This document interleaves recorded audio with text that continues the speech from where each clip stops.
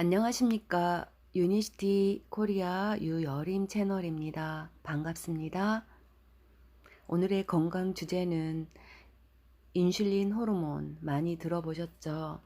인슐린 호르몬이란 무엇이고, 인슐린 저항성이란 무엇이고, 그리고 폴리코사놀, 크롬, 마그네슘 등에 관한 순으로 함께 알아보겠습니다.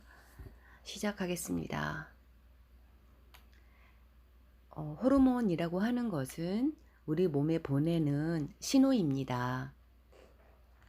우리가 많이 들어본 인슐린 호르몬에 대해서 알아보겠습니다. 인슐린 호르몬이라고 하는 것은 당분 흡수를 촉진하라고 권하는 역할을 하고, 음식을 섭취했을 때 당분과 인슐린 호르몬이 세포로 들어가서 에너지가 되는 것입니다.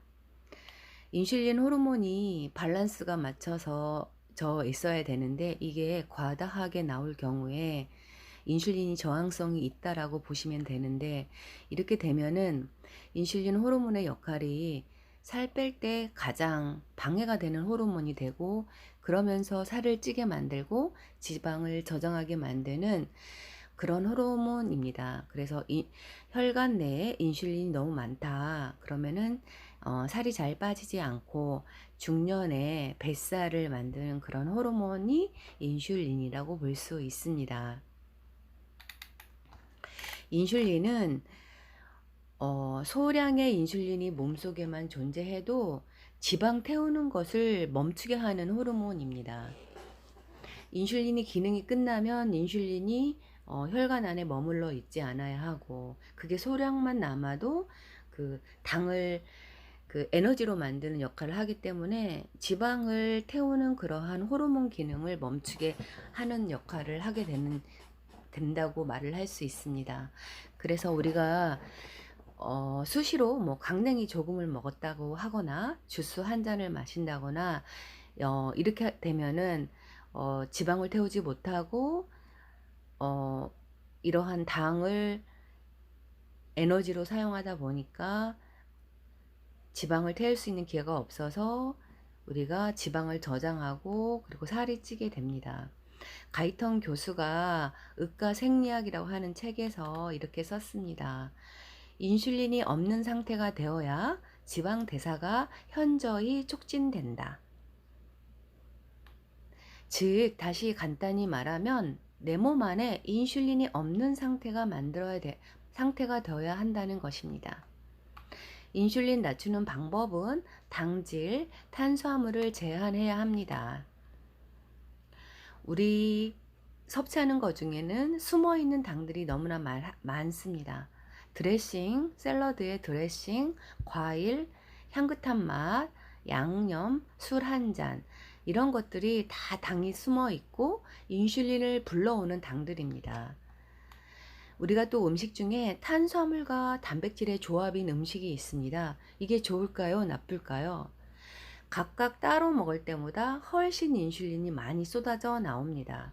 예를 들어 그러한 음식은 탕수육, 감자튀김, 콜라, 짜장면, 고기 후에 냉면 먹는 거, 그 다음 고기 후에 밥 볶아 먹는 거, 고기 후에 또 다른 어떤 그 아이스크림을 먹는다거나, 그리고 현미 채식에 두부, 단백질 이러한 걸 같이 먹는 거, 이러한 모든 조합들이 더 살을 찌게 만듭니다.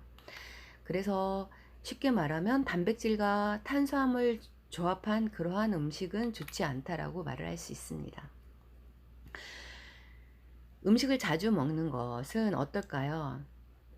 양이 상관이 없이 뭔가 수시로 자주 먹는다는 것은 계속 인슐린을 분비하게 만드는 역할을 합니다. 좋지 않다는 거지요. 그리고 MSG, 인공감미료는 감칠맛을 내지요. 이건 어떨까요? 인슐린을 더 자극하여 인슐린 수치를 200배, 2배 높이는 역할을 하는 게 또 MSG입니다. 지방 없는 살코기가 좋을까요? 지방 붙은 고기가 더 좋을까요? 답은 지방 붙은 고기가 더 좋습니다. 지방 붙은 고기를 그대로 드시는 게 더 좋습니다. 지방이 없는 살코기를 먹으면 더 많은 인슐린이 나옵니다. 지방 붙은 고기를 먹으면 그대로 먹으면 지방이 쏟아져 나오는 인슐린을 오히려 막아줍니다. 지방 붙은 고기를 그대로 드세요. 인슐린 감수성이라는 말이 있고 인슐린 저항성이라는 말이 있습니다. 인슐린 감수성은 좋은 것입니다. 표적 세포가 인슐린에 반응하여 인슐린 감수성을 높이는 것이기 때문에 좋은 것이고 건강한 것인데, 인슐린 저항성이라고 하는 것은 표적 세포가 인슐린에 대한 감수성이 떨어집니다. 인슐린을 저항하게 됩니다. 그래서 세포로 당이 들어가서 에너지로 쓰이는 역할을 해야 되는데, 인슐린이 그러한 역할을 못하는 게 인슐린 저항성입니다. 인슐린이 제대로 제 기능을 못하는 것이지요. 세포가 인슐린을 상대를 안 하고 세포 입장에서 인슐린이 너무 흔해 빠져서 거부하고 있는 것입니다. 충분한 양의 인슐린이 분비가 되고 있지만 표적 장기 세포로 들어가야 되는데 잘 반응하지 않고 당분을 좀처럼 공급받지 못하는 상태가 되어서 오히려 혈액 내는 혈당의 농도가 떨어지지 않고 고혈당이 되고, 췌장은 인슐린이 더 필요하다고 판단을 하여서 더 많은 인슐린을 만들어내면서 혈액 내 인슐린은 더 증가하게 됩니다.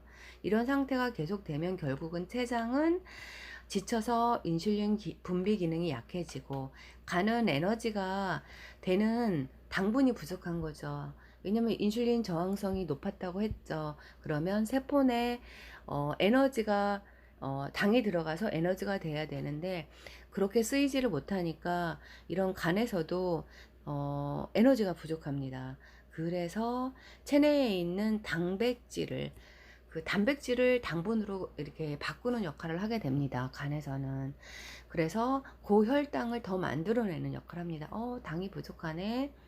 에너지가 되는 당이 부족하네. 이렇게 간이 인식을 하다 보면 단백질을 당으로 만드는 그러한 또 포도당 신생 합성이라고 합니다. 이러한 거를 하게 됩니다.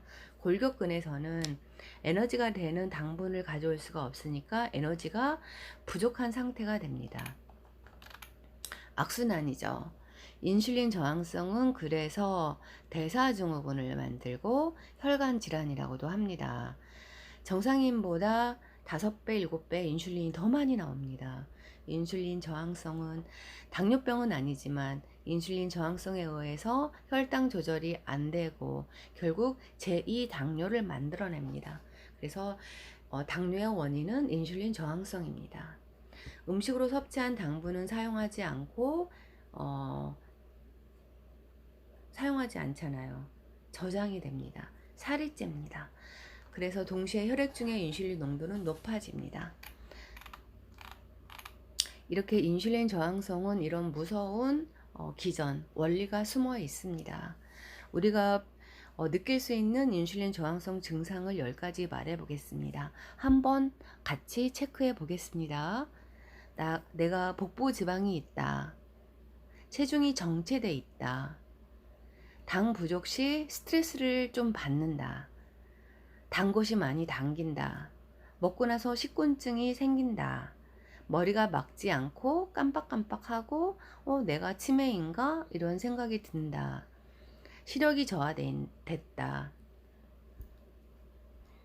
그리고 만족감이 덜하다. 뭔가 더 먹고 싶고 포만감이 덜해서 식사 후에 단 것을 먹는다거나 뭔가 디저트를 찾는 사람. 밤에 소변이 마려워 잠을 잘 깨는 사람 은근히 많지요. 그리고 또 가스가 자주 차거나 복부 팽만감, 아침에는 홀쭉한데 오후에 배가 나오고 밥 먹고 나서 배가 팽창하고 있는 사람, 이러한 사람들이 인슐린 저항성이 있다고 보시면 됩니다. 근데 대부분이 이러한 증상들을 거의 가지고 있다고 저도 생각하는데 이게 많으면 많을수록 안 좋으니까 안 좋다는 거죠. 시력이 저하가 된다고 했잖아요. 정상적인 사람은 눈의 영양 공급이 참 잘 됩니다. 그래서 시력이 저하될 일이 시력이 덜 저하되고, 당뇨 환자가 만약에 눈에 좋은 루테인을 먹어도 공급이 잘 안 됩니다. 소용이 없습니다. 이럴 때는 당 먼저 끊어야 됩니다. 인슐린 저항성은 또 더 심각한 문제를 만드는 거는 뭐 살만 찌게 하는 게 아니라 심장질환, 뇌졸중, 콜레스테롤 증가, 심장마비, 치매를 앞당기거나 알츠하이머, 지방간 등을 만듭니다. 지방간이 술이 원인이라고 했는데 더 이상 술이 원인이 아닌 것을 여러분도 많이 알고 계실 겁니다. 당이 원인이라고 하는 것입니다. 그럼 어떻게 해야 할까요? 제가 건강한 호르몬 프로젝트를 알려드리겠습니다. 조한경 닥터의 그분이 말씀하신 거를 기본으로 하여서 알려드리고, 실제로 이렇게 활용했을 때 도움을 받을 수 있습니다. 호르몬이 정상이어야 내 몸이 정상이 되고 살이 빠집니다. 그렇게 하려면 방법이 간헐적 단식이 좋습니다. 방법은 이렇습니다. 아침을 굶으세요. 그리고 물은 충분히 드시고 12시 1시 사이에 식사를 하시고, 그리고 공복기를 갖습니다. 그 저녁 먹는 그 사이 동안에 특별히 뭐를 드시지 말고 비타민 미네랄이 될 수 있는 또는 식이섬유 이런 등 좋은 제품이 있으면 그런 거는 섭취하시면 도움이 됩니다. 그리고 저녁 식사를 6시 7시 사이에 식사를 충분히 하십니다. 이왕이면 방금 전에 말씀했듯이 탄수화물 위주의 식사는 권하지 않습니다. 저탄고지, 저탄수화물, 고지방, 고단백을 권합니다. 그래서 5시간 공복기, 즉 점심과 저녁 사이에 5시간, 그리고 저녁 후와 아침 사이에 17시간의 공복기를 갖는 것을 간헐적 단식이라고 표현을 제가 하는데, 이런 걸 활용하면 당뇨 치료에도 도움이 되고, 그리고 제가 지금껏 말했던 여러 가지 증상들, 질환을 일으킬 수 있는 그런 위험성을 벗어날 수가 있습니다. 당뇨 환자가 조금씩 자주 먹으라고 하는 뜻은, 당뇨는 저혈당 쇼크에 빠질까봐 그런 것이지 가이드라인일 뿐이지 치료와는 상관이 없습니다. 그래서 이렇게 조금씩 자주 먹는 게 치료에 도움이 되지는 않습니다. 이상 이렇게 우리가 일상에서 활용할 수 있는 방법을 알려드렸고, 만약 인슐린 저항성을 해결하고 싶고 좋은 제품을 원하면 상담 받으시길 바랍니다. 그리고 폴리코사놀, 크롬, 그리고 마그네슘 같이 섭취하면 도움이 되겠습니다. 폴리코사놀도 HDL은 올리고 LDL을 낮추는 그러한 성분입니다. 그런데 이게 중요한 거는 뭐 아무거나 드시는 게 중요한 게 아니고, 효능을 보시려고 하면은 원산지나 순도가 높은 게 너무나 중요합니다. 잘 선택하셔야 되고, 혈당 조절을 하고, 크롬은 그리고 뭐 DNA 손상 및 뭐 세포 변형에도 도움이 되는 중요한 성분입니다. 그래서 함께 드실 수 있는 그러한 제품, 바이오스 라이프 10% 세트를 추천합니다. 그리고 클로로 파워도 세트로 같이 되어 있는데, 여기에는 뭐 고단백, 비타민, 미네랄, 철분, 엽산, 칼슘, 마그네슘, 베타카로틴 등 강알칼리성으로 해독작은 이며 체질 개선에 도움이 되고, 세포막이 없어서 소화 흡수가 높습니다. 그 혈구 생성에도 도움이 되고 강력한 항산화제입니다. 마그네슘이 충분하지 않으면 뭐 스트레스, 그 다음에 뼈, 혈류, 혈압 이런 모든 거에 작용하는 것이기 때문에 함께 드시는 것이 좋은데, 바이오스 라이프 C 플러스 세트에 함께 들어있는 그러한 성분입니다. 오늘은 건강 강의로서 인슐린 호르몬, 인슐린 저항성에 대해서 말씀드렸습니다. 건강 강의 끝까지 들어주셔서 감사합니다. 건승하세요.